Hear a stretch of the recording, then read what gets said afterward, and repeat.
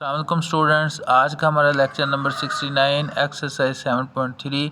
इसमें हम question number 5, 6, 7 and 8 को सॉल्व करेंगे। स्टूडेंट उसी तरह मैं इंग्लिश में भी और उर्दू में दोनों में आपको ये समझाऊंगा। क्वेश्चन नंबर 5 देख लें। The start and end of the race track. वो कहता है कि एक रेस ट्रैक आपको पता है ना, जहाँ पे वो रेस करते हैं लोग। तो रेस ट्रैक का शुरू वाला और आखिर वाला पॉइंट कोऑर्डिनेट क्या है? 3, 9। उसके साथ अगला क्या है? 9, 13। What are the mid point of, आपने फाइंड क्या करना है? इसमें मिड पॉइंट फाइंड करना है। उसी तरह से मैं ए लूँगा। ए में क्या लेता हूँ? 3 और 4। अब इसी को मैं क्या कहता हूँ? x1 और y1। अगले पॉइंट को मैं क्या ले लेता हूँ? बी ले लेता हूँ। वो क्या है जी? 7 और 10। इसको मैं क्या कहता हूँ जी? पहले वाला मेरा x2 है और दूसरे वाला y2 है। मिड पॉइंट फाइंड करना है, तो मिड पॉइंट के मैं लिखूँगा ए बी का मिड पॉइंट। तो m से मैं फार्मूला लिखूँगा x2 + x1 / 2, y2 + y1 / 2। अब यहाँ पे जी मिड पॉइंट में मेरे पास क्या है? x2 क्या है? x1 क्या है? 7 + 3 / 2, 10 + 4 / 2। तो ये m में साथ साथ लिख रहा हूँ। अब यहाँ पे कितना हो गया? 10 / 2 और ये कितना हो गया? 14 / 2। हाँ जी, तो डिवाइड करेंगे तो क्या आएगा? मिड पॉइंट आ जाएगा। ये तो हो गया 5 और ये हो गया 7। तो ये मेरे पास क्या निकल आया? नेक्स्ट हमारे पास क्वेश्चन नंबर 6, छठा सवाल। Coordinate of 2 point on the road. सड़क के ऊपर 2 पॉइंट हैं ए और बी। उसके दरमियान क्या फाइंड करना है जी? मिड पॉइंट, दरमियानी नुक्ता उनके दरमियान फाइंड करना है। उसी तरह से एक बी मैंने ले लिया, ठीक है। अब इसको मैं क्या कहता हूँ? x1 और y1। इसको मैं क्या कहता हूँ?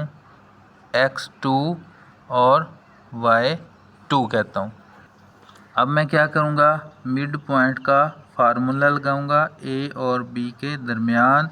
तो मैं मिड पॉइंट लिखूँगा x2 + x1 / 2, y2 + y1 / 2।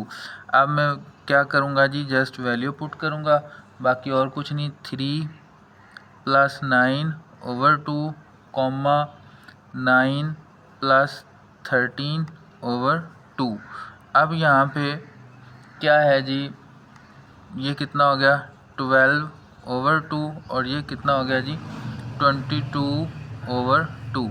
यहाँ पे इसको डिवाइड करेंगे, ये हो जाएगा 6 और ये कितना हो जाएगा? 11।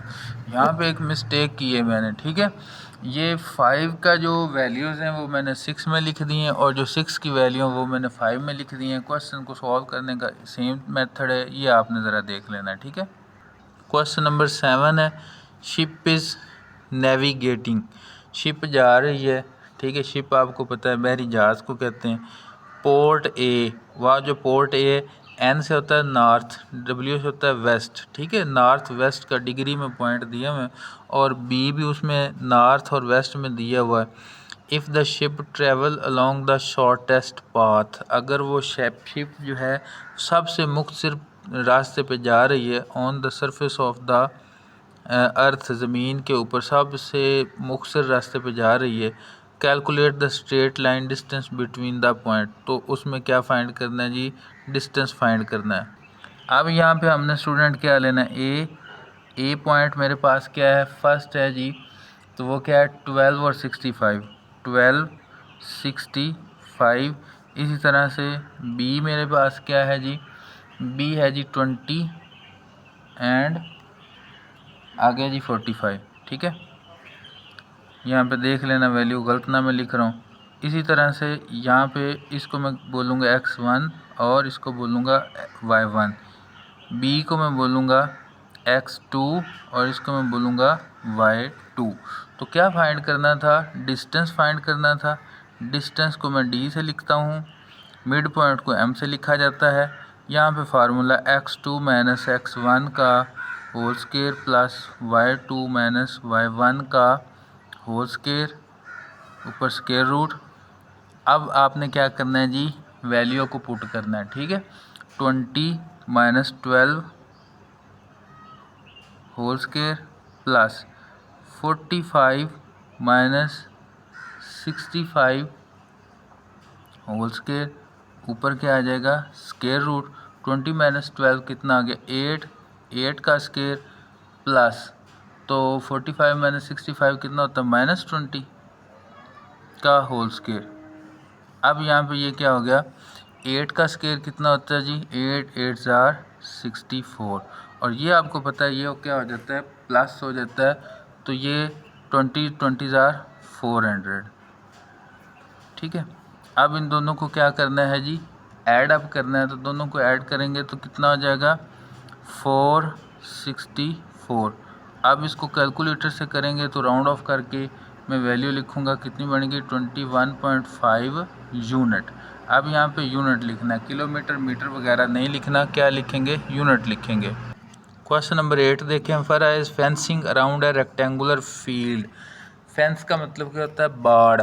जो आपको पता है ना, जो कुछ जो पार्क वगैरह होते हैं उसके गिर्द बाड़ लगी होती, तो फरा है उसने रेक्टेंगुलर किसे कहते हैं, ऐसी शक्ल जिसकी दो आमने सामने वाली साइडें क्या होती हैं जी, बराबर होती हैं, और एंगल कौन सा होता है 90 का, रेक्टेंगल उसे कहते हैं, ठीक है। उसके गिर्द बाड़ लगा रही, उसके कार्नर पॉइंट कौन कौन से हैं जी, 0 0 है, 0 5 8 5 8 0। How much fencing material will she need to cover the entire perimeter of the field. वो कहती है उसके गिर्द बाड़ लगाने के लिए उसे कितनी तार या कोई मटेरियल जो भी उसने लगाना है उसे कितना चाहिए। तो हमने इसमें क्या करना है, इसका पेरीमीटर फाइंड करना है, ठीक है। यहाँ पे आपके सबसे पहले मैं आपके सामने मैं रेक्टेंगल बनाता हूँ, ये देख लें जी, ये बन गई रेक्टेंगल। अब इसको मैं पॉइंट देता हूँ, ये आ गया ए, ये है 0 0, इसके बाद आ गया बी, ये है हमारे पास 0 5, इसके बाद इसको मैं सी बोल देता हूँ, ये है 8 5, और ये हो गया जी डी, ये है जी 8 0, ठीक है। अब ये तो हो गई रेक्टेंगल। अब रेक्टेंगल आमने सामने वाली साइडें बराबर हैं, ठीक है। अभी आपके सामने मैं क्या करने जा रहा हूँ, पहले मैं ए बी फाइंड करता हूँ। तो ए बी मैंने फाइंड किया, तो क्या फाइंड करूँगा, इसका डिस्टेंस फाइंड करूँगा, ठीक है। अब इसमें मैं फार्मूला लगाऊंगा, फार्मूला मैं डायरेक्ट लगा दूं। अब आपको पता चल गया होगा ये x1 y1, ये x2 y2, ठीक है। तो x2 y2 करेंगे, 0 माइनस 0 का होल स्केयर प्लस 15 माइनस 0 का होल स्केयर, ठीक है, ये आ गया। अब क्या, ये तो 0 ही हो गया, इसको लिखेंगे, ये 15 का स्केयर है, तो ये इससे कटेगा, कितना आ जाएगा, ये आ गया जी 15, ये तो 15 आ गया। अब उसके बाद क्या है, सॉरी ये 15 नहीं था, ये तो 5 था, ठीक है, ये यहाँ पे 5 था, ये मिस्टेक हो गई, तो ये कितना रह जाएगा, यहाँ पे भी ये 5 रह जाएगा। तो अब नेक्स्ट हमने क्या करना है जी, अब नेक्स्ट हमने दूसरी साइड फाइंड करनी है। ये ए बी हमारे पास आ गई, अब ये ए बी जितनी है उतनी ही डी सी हो गई। अब मैं क्या फाइंड कर लेता हूँ, ए बी की बजाय, ए बी तो हो गया, बी सी फाइंड कर लेता हूँ। तो डिस्टेंस में किसका अब लेता हूँ, बी सी का, ठीक है।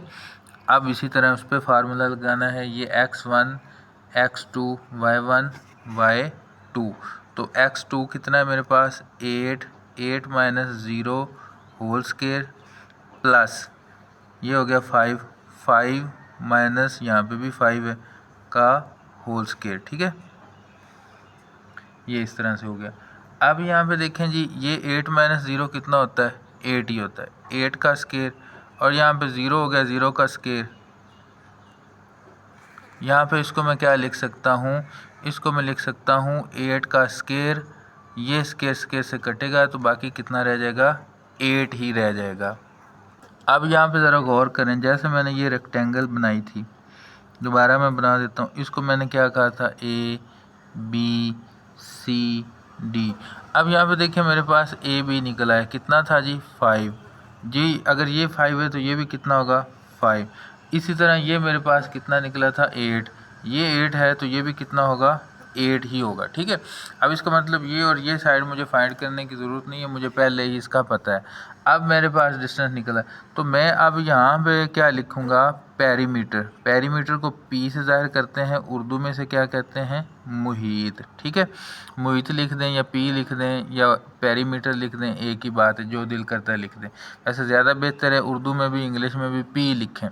फार्मूला क्या होता है, 2 into ए बी यानी कि एक साइड प्लस बी सी। 2 मैंने क्यों लिखा, ये प्लस ये प्लस ये 2 दफ़ा, तो ये फार्मूला बन गया। ठीक है, अब 2 into ये कितना था 5 और ये कितना था जी 8। ठीक है, इसी तरह से अब यहाँ पे क्या हो गया, 8 और 5 कितने हो गए जी 13 हो गए, 2 और यहाँ पे कितने हो गए 13।